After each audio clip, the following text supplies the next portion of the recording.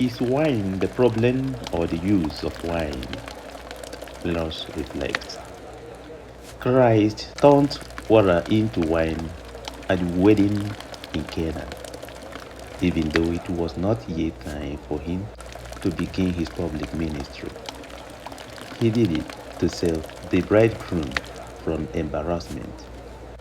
My dear friends, wine is not the problem, it is its misuse.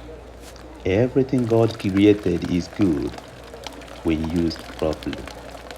Drink wine if you wish, but do not become a drunkard. Let us learn to use God's gifts with wisdom and moderation. Cristo convirtió el agua en vino en la boda de Cana, aunque aún no era el momento de comenzar su ministerio público. Lo hizo para evitar que el novio pasara vergüenza.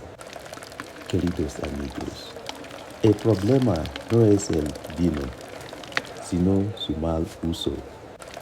Todo lo que Dios creó es bueno cuando se usa correctamente.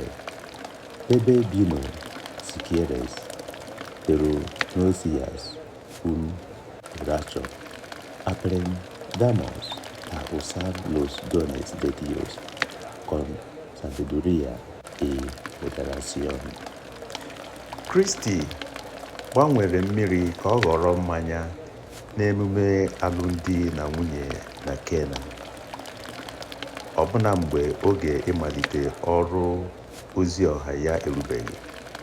O mere nke a iji gbochie ihere ime onye kpọrọ ndị mmadụ oriri alụmdi na nwunye.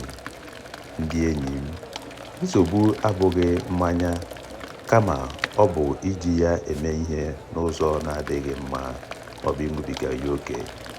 Ihe niile Chineke kere dị mma ma ejiri ha mee ihe kwesịrị.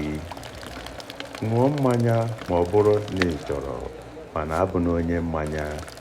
Ka anyị mụta iji amamihe na nka were onyinye Chineke nyere anyị were mee ihe. God bless you. Dios te bendiga. Chineke gọzie gị.